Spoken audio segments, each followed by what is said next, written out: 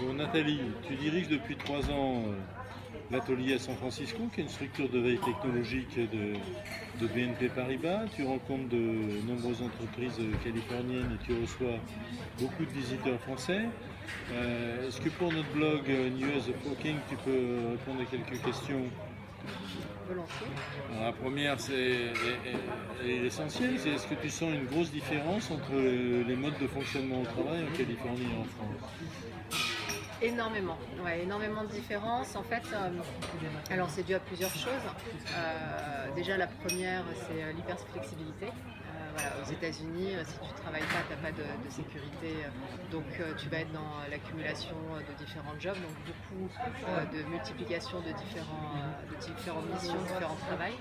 Donc l'hyperflexibilité. C'est du slashing subi plutôt que du slashing voulu. Voilà, en effet pour bon nombre d'entre eux c'est subi, plus que voulu. On voit un chauffeur Uber, il va être aussi livreur Instacart, il va travailler au CFO le matin, il va accumuler plusieurs jobs, chose qu'on voit quand même moins en France. On commence à le voir, on le voit moins en France. L'hyperflexibilité, ça c'est vraiment un point, et je pense qu'aux États-Unis ils ont poussé vraiment. Ils sont en train de pousser les limites, donc on voit un peu les limites du système. Après, il y a aussi des différences liées à la manière dont le travail est abordé, du fait notamment que les Américains ont très peu de vacances. Ils vont faire plus de distinction vie privée, vie professionnelle, parce que voilà, ils ont déjà peu de temps en fait en vacances, donc du coup le soir ils vont plutôt avoir tendance à faire une coupure, le week-end à partir tôt faire une vraie coupure, parce qu'ils ont moins de temps derrière de repos entre guillemets pendant ces vacances-là. Et puis aussi quelque chose alors qui est plus la symptomatique de la Silicon Valley, le fait qu'il y ait une guerre des talents. Alors du coup voilà, les entreprises sont poussées à aller chercher les talents et à mettre en place beaucoup de nouvelles manières de les attirer. Alors ça va être le cadre de travail, ça va être la flexibilité du contrat de travail. Là on voit ressortir, c'est Amazon qui a ressorti le travail à 80%, qui n'est pas pour des congés maternité, qui est plus pour te dire, voilà, tu travailles 80%, tu es payé 80% et 20% pour toi, pour développer un side project, pour monter ta start-up, pour faire ta passion. Donc on voit voilà, beaucoup de tests, de nouvelles tendances du travail pour attirer aussi ces talents qui manquent dans la Silicon Valley. Donc c'est intéressant de voir ces différentes initiatives. Que l'irruption des nouvelles technologies dont on pense en France qu'elle a un temps d'avance dans la Silicon Valley change vraiment les rapports au travail et les méthodes de travail. Travail à distance, travail chez soi, coworking, etc. Oui, alors il y a plusieurs tendances ici. Déjà le mobile, le fait qu'on puisse géolocaliser un travailleur, lui apporter du travail qui est dans sa zone de géographie, etc. Finalement, tous ces procédés-là à la Uber, elles n'étaient pas possibles avec les nouvelles technologies. Il fallait être capable de localiser l'offre et la demande et de les mettre en relation. Et ça, il y avait besoin du mobile et des data temps réel pour le faire. Donc ça a amené en effet des nouveaux services. Et ça, c'est des technologies qui ont réussi à le faire. Après, ils ont aussi une culture du télétravail qui est importante, qui n'est pas du tout mal jugée. Le télétravail étant le travail à domicile ou le travail anywhere? Alors, c'est les deux. Historiquement, c'est plutôt le travail à domicile, mais de plus en plus, maintenant, on va travailler dans des coworking space. Et ça, c'est quelque chose qui est de plus en plus voulu, puisqu'en fait, tu vas vouloir être dans des lieux inspirants, dans des lieux connectés. Travailler pour une entreprise ouverte, c'est travailler avec des collaborateurs qui ne sont pas forcément de l'entreprise, et tu vas aller les trouver dans des coworking space.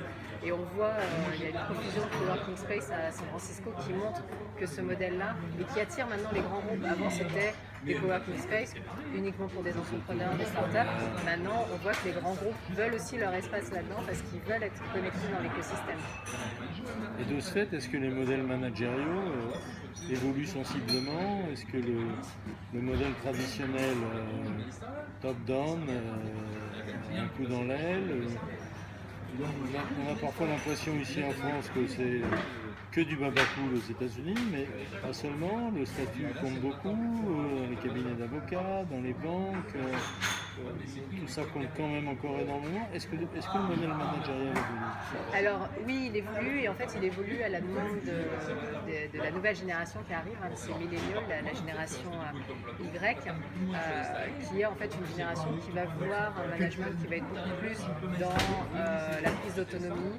Voilà, je te donne une mission, je te donne une vision, mais c'est toi qui traces ta route. Dans le collaboratif, le fait de travailler en équipe, et ça c'est quelque chose qui est souhaité par cette génération qui aujourd'hui représente déjà la majorité de la workforce aux États-Unis, qui va pousser vers ces styles de management-là qui sont attendus.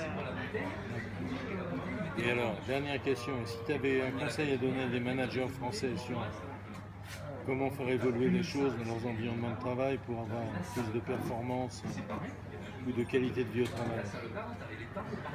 Alors je pense qu'en effet, on oublie le manager qui donne des ordres et qui attend qu'on les exécute. C'est un modèle qui a vécu, hein, et on voit que c'est plus un modèle attendu par les gens qui sont managés. Donc voilà, mon conseil ce serait d'être dans un management beaucoup plus collaboratif en équipe et avec des organisations qui vont être à la fois de plus en plus plates mais aussi de plus en plus ouvertes vers l'extérieur. Donc le savoir se partage, c'est ce qui crée de la richesse, c'est pas de le garder. Donc c'est un changement de culture et de mindset qu'il faut amener, il faut arriver à convaincre l'entreprise qu'il faut aller vers ça. Donc il y a besoin aussi que le top management soit lui-même convaincu et pousse ces changements culturels.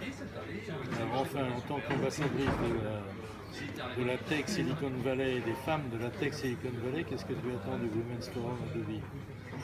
Écoute, on dit c'est le Davos vu par les femmes. Je trouve que c'est intéressant de pouvoir déjà en effet s'exprimer, porter sa voix.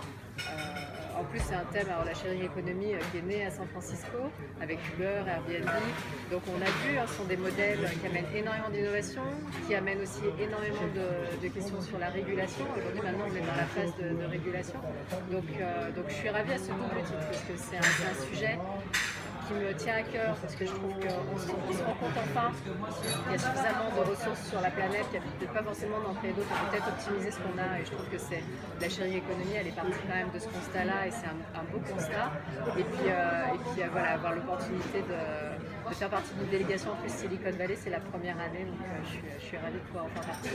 Bon, bravo et merci. Merci.